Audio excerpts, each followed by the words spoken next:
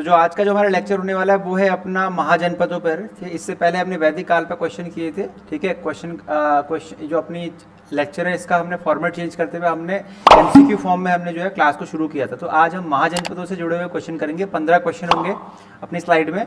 तो आइए शुरू करते हैं अपना लेक्चर। तो देखिए सबसे पहला क्वेश्चन है इसमें, उग्रसेन किसे कहा जाता था? उग्रसेन किसे कहा जाता था? ऑप्शन है आपके पास महापद्मनंद, घनानंद, शिशुनाग और बिंबिसार, ठीक है। तो आपके पास 3 सेकंड का समय है, आप अपना जो जवाब जो है लिख लीजिए कहीं पर भी। उग्रसेन किसे कहा जाता था पूछा है सवाल में। तो देखिएगा इसका ऑप्शन है महापद्मनंद। महापद्मनंद को उग्रसेन कहा जाता था, उग्रसेन कहा जाता था उसमें, ठीक है। तो ऑप्शन नंबर ए, फर्स्ट का जो ऑप्शन नंबर ए करेक्ट है इसका।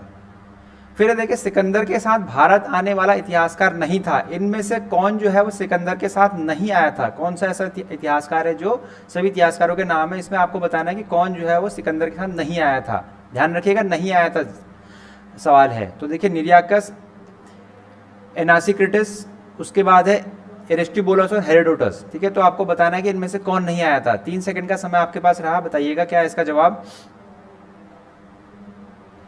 तो देखिएगा सिकंदर के साथ नहीं आने वाला इतिहासकार जो था वो है हेरोडोटस, ठीक है। फोर्थ डी ऑप्शन इसका जो करेक्ट है, डी ऑप्शन क्या है, करेक्ट है इसमें, डी ऑप्शन इसमें करेक्ट है, ठीक है। सेकंड का डी करेक्ट ऑप्शन है विच इज हेरोडोटस। फिर देखिए महाजनपद काल में श्रेणियों के संचालक को क्या कहा जाता था? सवाल फिर दोहराते हैं, महाजनपद काल में श्रेणियों के संचालक को क्या कहा जाता था? ऑप्शन ए है श्रेष्ठिन, बी सेठ, सी जेठक और डी है आपके पास ग्राम भोजक। तो बताइएगा श्रेणियों के संचालक को क्या कहा जाता था महाजनपद काल में? 3 सेकंड का समय रहा आपके पास। तो ऑप्शन इसका थर्ड का ए ऑप्शन, थर्ड का क्या है, ए ऑप्शन श्रेष्ठिन जो है इसका करेक्ट ऑप्शन है, ठीक है। महाजनपद काल में श्रेणियों के संचालक को श्रेष्ठिन कहा जाता, श्रेष्ठिन नाम से जाना जाता था, ठीक है। तो थर्ड का ए ऑप्शन करेक्ट है। चलते हैं नेक्स्ट सवाल की तरफ। गृहपति का क्या अर्थ है? गृहपति का क्या अर्थ है? ऑप्शन नंबर ए है धनी किसान, बी है धनी व्यापारी, सी है धनी व्यक्ति और या इनमें से कोई नहीं। 3 सेकंड का समय रहा, जवाब लिख लीजिए अपना। गृहपति का क्या अर्थ है? तो देखिए इसका सही जवाब है धनी किसान, ठीक है। फोर्थ का ए ऑप्शन जो है करेक्ट है आपके पास, ठीक है। गृहपति का जो अर्थ है वो क्या है, धनी किसान जो है वो गृहपति का अर्थ है, धनी किसान। 5वें सवाल की तरफ बढ़ते हैं। देखिए मगध के किस प्रारंभिक शासक ने राज्यारोहण के लिए अपने पिता की हत्या की एवं इसी कारणवश अपने पुत्र द्वारा मारा गया? सवाल फिर दोहराते हैं, मगध के किस प्रारंभिक शासक ने राज्यारोहण के लिए अपने पिता की हत्या की एवं इसी कारणवश अपने पुत्र द्वारा मारा गया? तो ऑप्शन है आपके पास बिंबिसार, बी अजातशत्रु, सी है उदयीन, डी है नागदशक।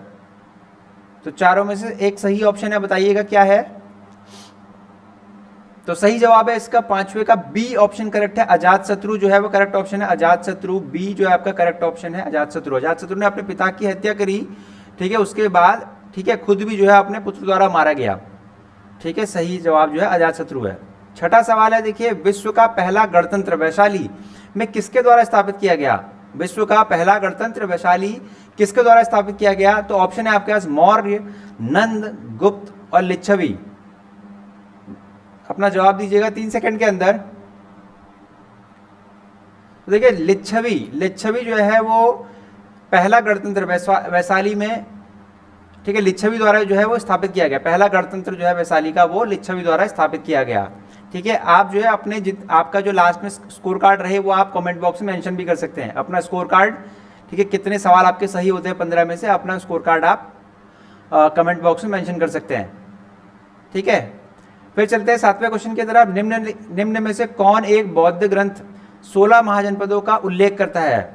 निम्न में से कौन एक बौद्ध ग्रंथ है जिसमें 16 महाजनपदों का उल्लेख करता है वो, ठीक है, 16 महाजनपदों का जिक्र है उसमें?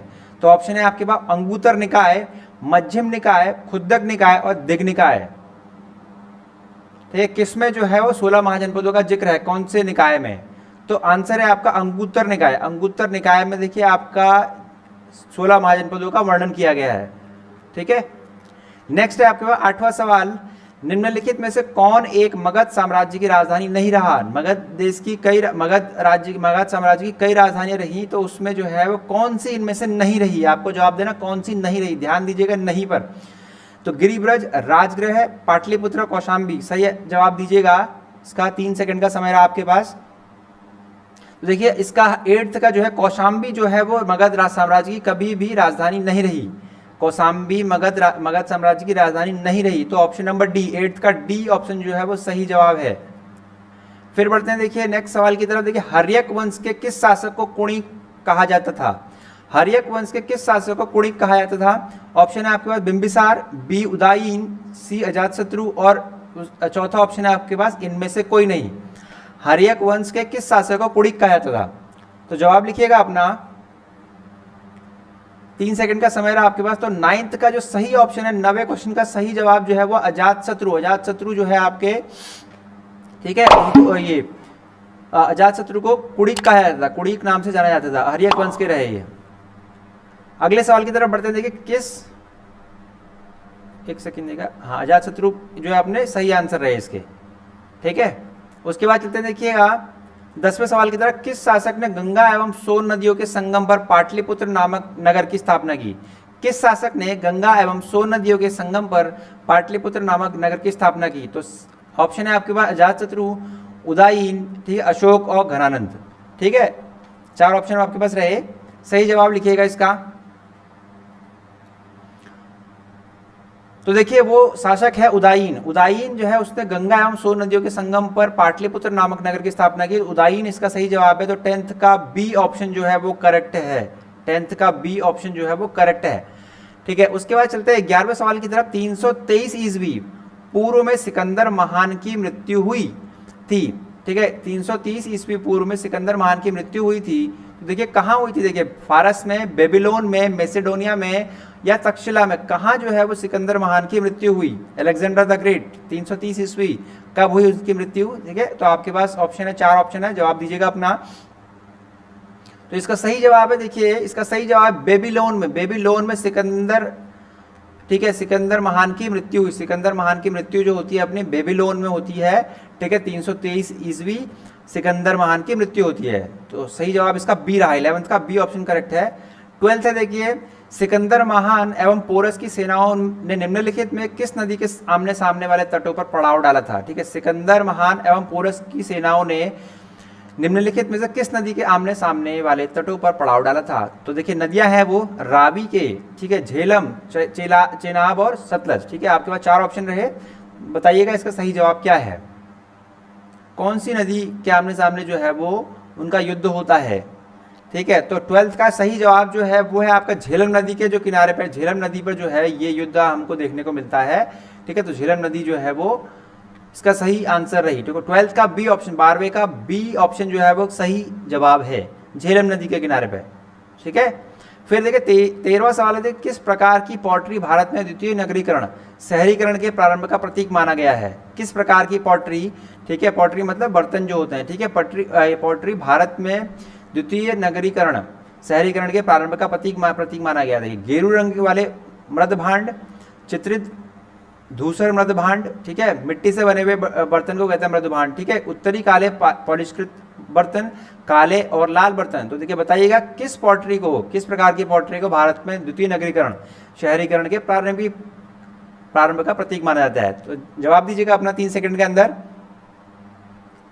तो इसका आंसर है देखिए उत्तरी काले पॉलिशकृत बर्तन जो है, उत्तरी काले पॉलिशकृत जो बर्तन है उन्हें जो है हमें क्या, उन्हें जो है वो द्वितीय नगरीकरण, ठीक है, शहरीकरण के प्रारंभ का प्रतीक माना गया है, ठीक है। तो इसका 13th का जो है बी ऑप्शन जो है आपका करेक्ट ऑप्शन है, बी ऑप्शन जो है वो करेक्ट है, बी ऑप्शन करेक्ट है आपका। 13वें का जो है बी ऑप्शन, सॉरी 13वें का सी ऑप्शन जो है वो करेक्ट है, उत्तरी काले पॉलिशकृत बर्तन, उत्तरी काले पॉलिशकृत बर्तन। 14वां ऑप्शन है देखिए पाली ग्रंथ में गांव के मुखिया को क्या कहा जाता था? पाली ग्रंथों में गांव के मुखिया को क्या कहा जाता था? तो आपके पास ऑप्शन है ग्रामक, भोजक, ज्येष्ठक और ग्रामपति। पाली ग्रंथ के में गांव के मुखिया को क्या कहा जाता था? तो ऑप्शन अपना लिख दीजिए आप 3 सेकंड के अंदर, जवाब हम देते हैं आपको।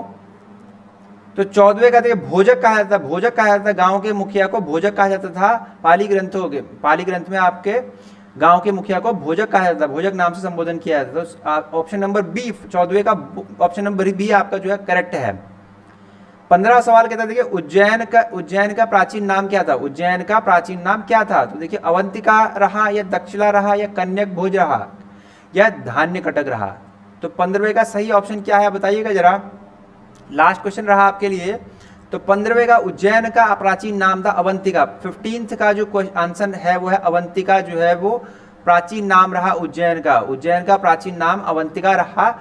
ठीक है, तो यहाँ पर हमारे 15 सवाल जो है वो पूरे हो जाते हैं आज की क्लास के, जो महाजनपदों से जो है संबंधित थे। ठीक है, आगे आने वाले लेक्चर में भी हम महाजनपद पर एक क्लास और करेंगे, उससे भी जुड़े हुए क्वेश्चन करके 15 सवाल होंगे। आप क्या करेंगे, आपके सवाल कितने, इसमें 15 में से कितने सवाल आपके सही होते हैं आप कमेंट बॉक्स में मेंशन कर सकते हैं। ठीक है, और आपको ये क्लासेस कैसे लग रही है, फॉर्मेट आपको कैसा लग रहा है ये जो अपना क्वेश्चन फॉर्मेट में हम लेके आए एमसीक्यू फॉर्म में। ठीक है, तो उसके बारे में आप फीडबैक भी दे सकते हैं। ठीक है, कमेंट बॉक्स में। Thank you class.